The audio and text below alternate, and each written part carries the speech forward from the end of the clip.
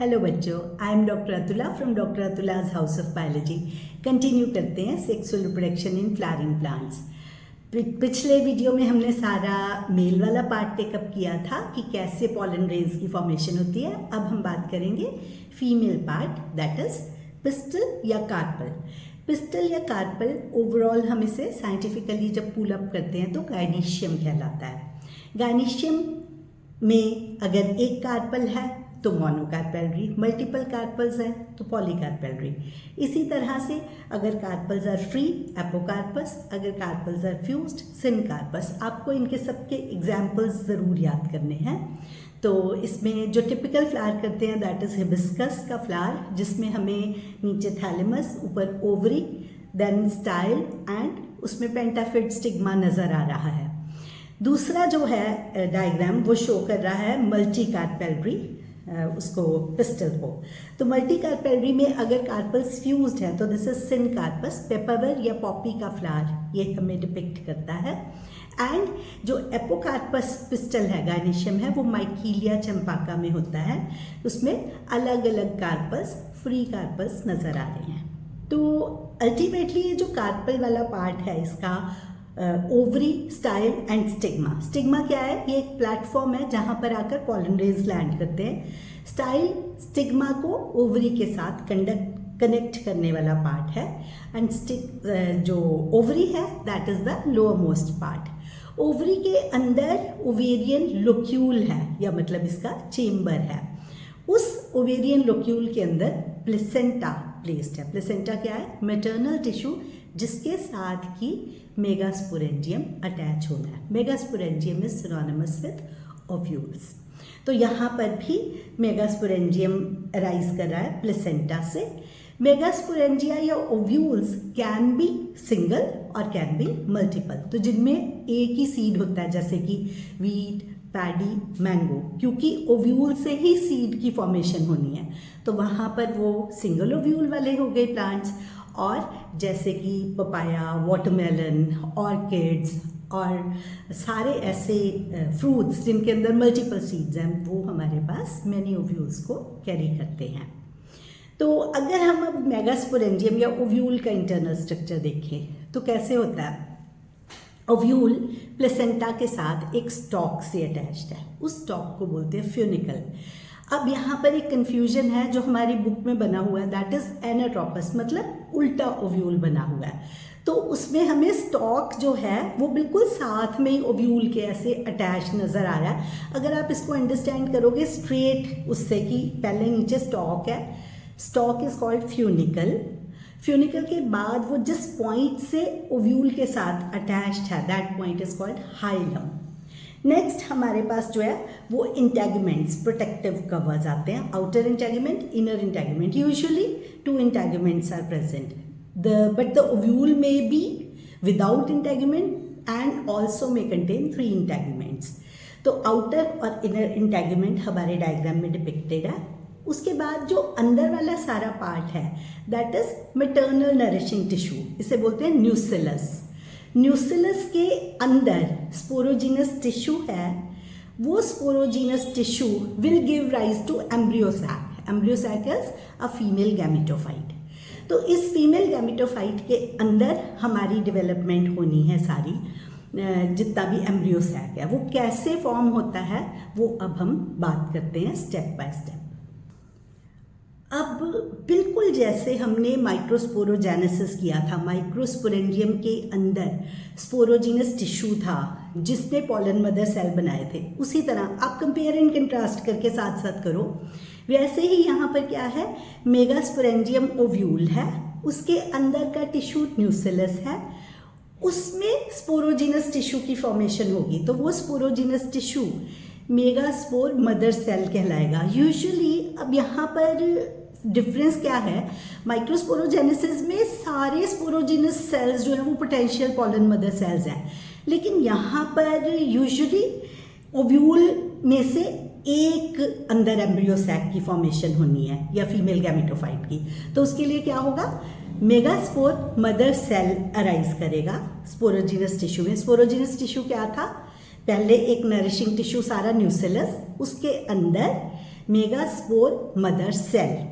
Megaspore mother cell में meiosis होगी और उससे एक मेगास्पोर मदर सेल से 4 मेगास्पोर्स की फॉर्मेशन हो जाएगी। लेकिन यहाँ पर एक ट्विस्ट है, जहाँ माइक्रोस्पोर मदर सेल 1 से 4 बनाता था और वो 4 के 4 पॉलन ग्रेन में कन्वर्ट हो जाते थे, यहाँ पर जो मेगास्पोर मदर सेल है बनाता तो 4 मेगास्पोर्स है, लेकिन usually 3 degenerate, only the last one survives.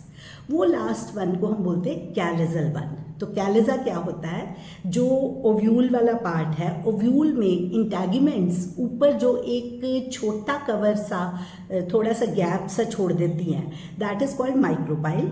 ये वो पॉइंट है जहाँ से पॉलन ट्यूब ने अंदर जाना है। तो माइक्रोपाइल के ऑपोजिट एंड जो है वो दैट इज कैलिजल एंड, या वो वाला सिरा जो है वो कैलिजा कहलाता है। तो यहाँ पर क्या हुआ, जो नीचे वाला कैलिजा वाला जो एंड था, वहाँ पर जो मेगास्पोर लोकेटेड था वो सर्वाइव कर जाता है और 3 डीजेनरेट कर जाते हैं। यूजुअली द कैलिजन सर्वाइव्स, ज़रूरी नहीं है कि कैलिजा वाला ही सर्वाइव करेगा। अब वो जो सर्वाइविंग मेगास्पोर है, यहाँ तक क्या हुआ, ये स्टेप तक हो गया हमारा मेगास्पोरोजेनेसिस, मतलब मेगास्पोर का सिंथेसिस। अब यही मेगास्पोर जब डिवाइड रीडिवाइड करेगा तो ultimately it will form female gametophyte. तो उसके लिए क्या होता है, मेगास्पोर पहले एक डिवीजन करता है, तो 1 से 2 न्यूक्लियाई की फॉर्मेशन होगी, we call it 2 nucleate stage. Then वो 2 न्यूक्लियाई भी फर्दर डिवाइड कर गए, तो that is 4 nucleate stage.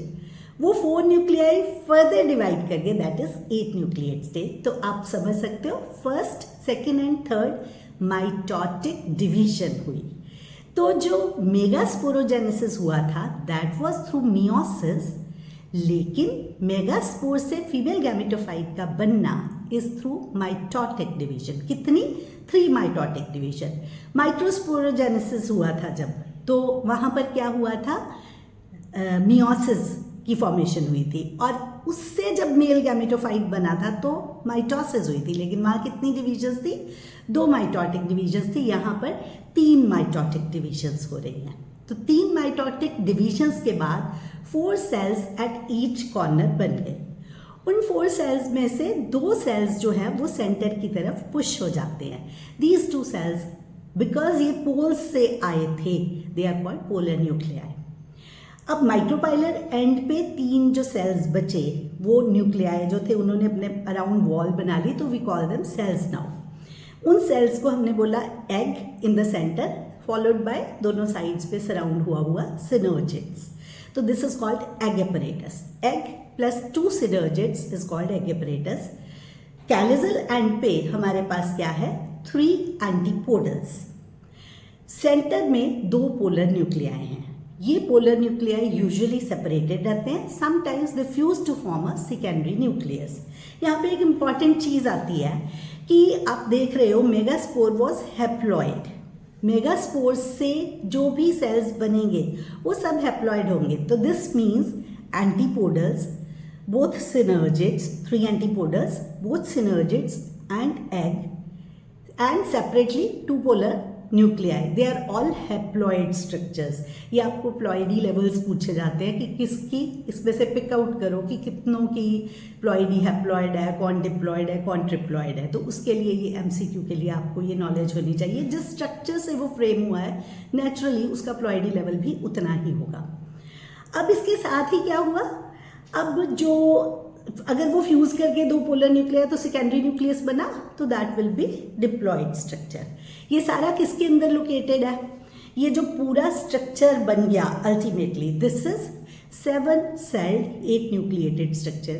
7 celled 8 nucleated structure क्यों बोलते हैं, क्योंकि सेंटर वाले जो 2 पोलर न्यूक्लियाई हैं they are located in a single cell, central cell, बाकी सबके अपने अपने अलग अलग सेल्स हैं। That's why we call it 7 celled 8 nucleated structure. ये कहलाता है polygonum type of embryo sac. तो अगर इन द एंड हम एम्ब्रियो सैक या फीमेल गैमेटोफाइट को डिस्क्राइब करते हैं तो it is a structure formed from single megaspore, इसलिए हम इसे बोलते हैं मोनोस्पोरिक स्ट्रक्चर। और इसमें क्या होता है, 7 सेल्ड 8 न्यूक्लिएटेड स्ट्रक्चर होता है, we call it polygonum type of embryo sac. तो ऐसे करके हमारे पास ये फीमेल गैमेटोफाइट की फॉर्मेशन हो गई। अब जो नेक्स्ट इसके बाद प्रोसेस आना है फीमेल गैमेटोफाइट के सिंथेसिस के बाद, वो है जब पॉलन ग्रेन्स ने वहाँ से मेल पार्ट से रिलीज होकर फीमेल के स्टिग्मा तक पहुँचना है, वी कॉल इट पॉलिनेशन। तो उससे पहले हमें पता होना चाहिए कि पॉलन ग्रेन को इतनी हरीनेस क्यों होती है, why it is such a horrid event कि उसको पहुंचना ही है। बिकॉज पॉलन ग्रेन्स बहुत थोड़े देर के लिए, कई ऐसे पॉलन ग्रेन्स होते हैं जो 15-20 मिनट तक ही वाइबल रहते हैं। Viable means they are live और they are able to germinate. कुछ ऐसे होते हैं जो 30 मिनट्स तक लास्ट करते हैं, कईयों की मंथ्स तक लास्ट करती है वाइबिलिटी। कुछ ऐसे होते हैं जिनको आप फ्रीज कर सकते हो, इसको बोलते हैं क्रायो प्रेजर्वेशन। लिक्विड नाइट्रोजन में -196 डिग्री तक आप स्टोर कर सकते हो। ये एक बेसिस बनता है जब भी कभी क्रॉप ब्रीडिंग की बात होती है। ब्रीडिंग इज कि जब हम क्रॉसेस करवाते हैं दो सुपीरियर क्रॉप्स के बीच में, सो दैट हमें डिजायर्ड रिजल्ट्स मिल सके। तो उस पर्पस के लिए ये सारी चीज़ें पॉलन बैंक्स बनाने में रिस्पॉन्सिबल होती है। तो इससे आप क्रॉप ब्रीडिंग प्रोग्राम्स को अपने एनहेंस कर सकते हो। तो ये तो पार्ट था जिससे आगे हम पॉलिनेशन की बात करेंगे। अब पॉलिनेशन क्या है? It is just transference of pollen grain from anther to stigma. अब इस बेसिस पे कि वो एंथर टू स्टिग्मा ट्रांसफर जो हो रही है वो सेम पर हो रही है प्लांट पे या डिफरेंट प्लांट पे हो रही है, उसकी बेसिस पे हम कैटेगराइज कर लेते हैं और this event is called pollination. सबसे पहले हम बात करते हैं autogamy. As the name indicates this is self pollination. Self pollination means उसी फ्लावर के एंथर से पॉलन ग्रेन का स्टिग्मा तक पहुंचना।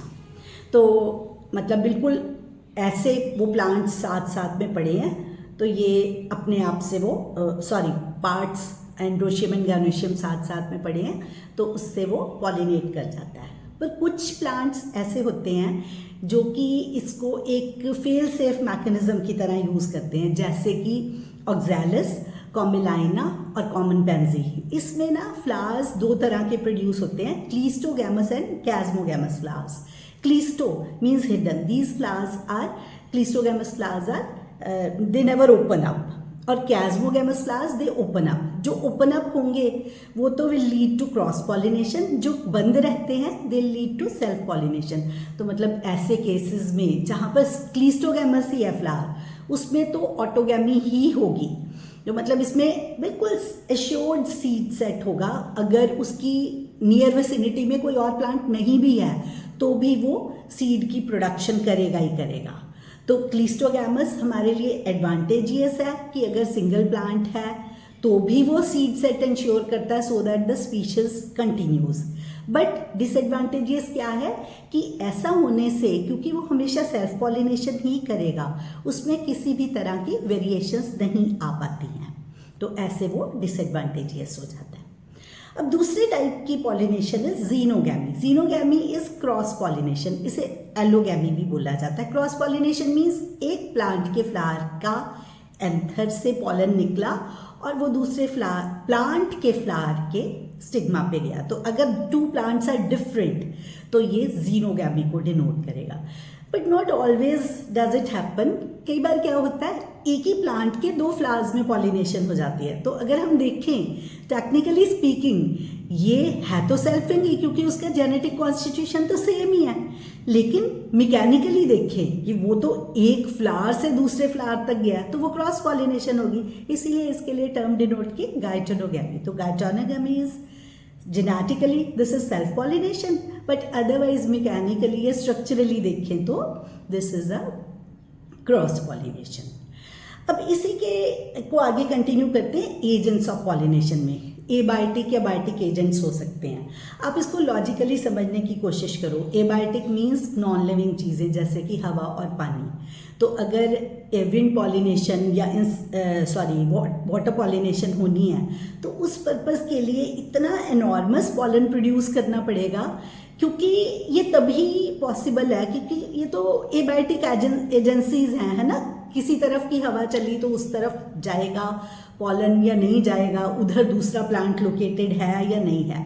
तो दोनों केसेस में ही enormous pollen has to be produced. दूसरा क्या है, जो बायोटिक फैक्टर्स हैं उसके अंदर क्या होगा, अगर वो इंसेक्ट से या बर्ड से या स्नेल्स से या इवन प्राइमेट्स जो हैं, कोई लीमर, लोरिस या जाइंट लिजर्ड्स हैं, गैको लिजर्ड है, ये सारे भी पॉलिनेशन का काम करते हैं। तो इनको क्या फ़ायदा होगा, मतलब कुछ ना कुछ तो होना चाहिए, या तो उसको एल्योर करने के लिए कुछ हो, जैसे कि बहुत सुंदर कलर्स हों या सेंट हो, है ना, वो अट्रैक्ट करेगा उसकी तरफ, या फिर उसमें उसके लिए कोई रिवॉर्ड हो, जैसे कि नेक्टर हो या एडिबल पॉलन हो, या उसको अपने एग्स छुपाने के लिए कोई सेफ प्लेस नज़र आता हो, मतलब एज नर्सरी वो उसके एक्ट कर सके कि उसमें वो अपने एग्स को लेकर जाए और वहाँ पर उसके एग्स हैच कर सके प्रोटेक्टिव प्लेस में। तो ऐसे केसेस में वो इंसेक्ट्स वगैरह को, मतलब इंसेक्ट्स, बर्ड्स को, जितने भी ऑर्गेनिजम्स हैं उनको तो तभी कोई ना कोई अगर या तो रिवॉर्ड होगा या कुछ एल्योर करने वाला होगा, वो तो तभी आएंगे। तो आपको कैटेगरीज बनाने में ये बड़ा कन्वीनियंट हो जाता है अगर आप इस तरीके से करते हो। लेट अस सी कि क्या क्या है। सबसे पहले हम बात करेंगे विंड पॉलिनेशन की। विंड पॉलिनेशन में क्या होता है, सबसे ज़्यादा कॉमन विंड पॉलिनेशन ही होती है। एक्सपोज्ड होंगे, है ना, मतलब एंथर्स जो हैं अगर एक्सपोज्ड होंगे तो तभी वो एयर करंट के साथ मूव कर सकेंगे। साथ ही साथ फेदरी स्टिग्मा की प्रेजेंस या कुछ ऐसे स्ट्रक्चर्स जिससे कि वो उड़ के पॉलन ग्रेन जा सके ना, विंग्ड पॉलन ग्रेन्स की प्रेजेंस होगी। यूजुअली ऐसे फ्लावर्स के अंदर सिंगल ओव्यूल की प्रेजेंस होती है, जैसे कि अब कॉर्न के कॉब में वो जो टेसल्स होते हैं, टेसल्स कुछ नहीं है, वो स्टिग्मा स्टाइल है। तो ऐसे इसलिए सॉफ्ट और फ्लेक्सिबल से स्ट्रक्चर्स होते हैं कि ना, जैसे विंड में से उसने पॉलन को ट्रैप करना उसके लिए कन्वीनियंट हो जाए। तो मतलब ये ग्रासेस की सबसे कॉमन जो टाइप है वो ग्रासेस की पॉलिनेशन, विंड पॉलिनेशन का एग्जाम्पल है। अब दूसरी बात करते हैं वाटर की पॉलिनेशन की। इसमें क्या होता है, वाटर पॉलिनेशन बहुत कम ऑर्गेनिजम्स में होती है, प्लांट्स में होती है, मोनोकॉट्स में ज़्यादातर ये होती है। कितने अबाउट 30 जेनरा हैं जो कॉटिलिडन्स मोनोकॉट्स में ऐसे एग्जिस्ट करते हैं। इंटरेस्टिंगली पानी में रहने के बावजूद भी ज़्यादातर जो प्लांट्स हैं वो या तो इंसेक्ट से या विंड से पॉलिनेट होते हैं। इसमें जैसे वाटर लिली, वाटर हाइसिंथ, इसके एग्जाम्पल्स हैं। आपको इस चैप्टर में जितने एग्जाम्पल्स आ रहे हैं वो लिस्ट करने हैं and you have to learn them, क्योंकि काफ़ी सारे MCQs जो हैं इस पार्ट में से फ्रेम होते हैं। अब पानी जो है उसमें कैसे होगा, इसमें जो हमारी बुक के एग्जाम्पल्स हैं they are Vallisneria, Zostera and hydrilla.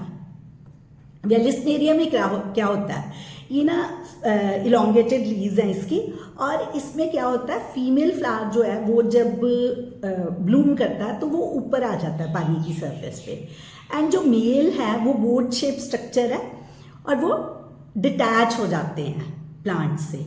Male flowers जो हैं वो फिर वो पैसिवली एयर करंट के थ्रू मूव करते हैं और इन द प्रोसेस वो उसको पॉलिनेट कर जाते हैं। उसके बाद एक स्ट्रिंग लाइक स्ट्रक्चर होता है, उससे फीमेल फ्लावर जो है पॉलिनेशन के बाद नीचे चला जाता है पानी की सरफेस के। इसी तरह से ज़ोस्ट्रा, इसे sea grass, marine sea grass होती है ये। तो इसमें भी क्या होता है कि इसमें ना रिबन शेप पॉलन होते हैं। पॉलन ग्रेन हैवी है तो उसकी विस्कोसिटी ज़्यादा होने की वजह से वो नीचे चला जाता है, लैंड जिगजैग मूव करता हुआ वो पानी के नीचे जाता है। इन द प्रोसेस वो फीमेल को जो है वो पॉलिनेट कर जाता है। अगर तो सरफेस के ऊपर हो तो हम बोलते हैं एपीहाइड्रोफिली, अगर सरफेस के नीचे हो तो उसे बोला जाता है हाइपोहाइड्रोफिली। इसमें क्या चाहिए उसे चाहिए कोई mucilaginous covering so that water का रॉटनिंग इफेक्ट उसे डिस्टर्ब ना कर दे, अदरवाइज तो पॉलन ग्रेन रॉट ऑफ हो जाएंगे ना। तो इसको ये स्ट्रक्चर उसको बेसिकली चाहिए। अब वो हम ऑलरेडी बात कर ही चुके हैं कि इसमें हमारे पास जो वाटर लिली और water hyacinth although they are aquatic, but ये एक्सेप्शन है, ये ऐसे नहीं एग्जिस्ट करते। देन उसके बाद आती है हमारे पास इंसेक्ट पॉलिनेशन या बर्ड पॉलिनेशन। इनमें क्या होगा, इनॉर्मस पॉलन, अभी हम बात कर ही चुके हैं, रिपीट कर रहे हैं, नेक्टर कंटेन करेगा या उसके पास प्रेजेंट होंगे अलग अलग तरह के रिवॉर्ड्स। इसमें एक स्पेशल मेंशन दिया जाता है, हम बात करते हैं एमोर्फोफैलस की। एमोर्फोफैलस की ये 6 फीट लॉन्ग एलोंगेटेड इसकी इन्फ्लोरेसेंस है। तो उसमें ना एक प्रोटेक्टिव प्लेस मिल जाता है एग्स ले करने के लिए ऑर्गेनिज्म को, तो वहाँ पर वो उसको प्रोटेक्टेड फील करता है उसके लिए, तो वहाँ पे वो पॉलिनेशन कर जाएगा बदले में। इसी तरह यक्का एंड मॉथ प्रोनुबा, ये म्यूचुअली एक दूसरे की इंटरडिपेंडेंस है कि जो प्रोनुबा मॉथ है वो यक्का अगर प्लांट का फ्लावर ना हो तो उसके एग्स जो है वो मैच्योर ही नहीं हो पाते, और यक्का की पॉलिनेशन नहीं हो पाती अगर वो उसमें प्रोनुबा मॉथ अपने एग्स ना ले करे। तो this is mutually beneficial relationship. तो विद दिस हमारा ये पॉलिनेशन वाला पार्ट जो है वो कंप्लीट होता है।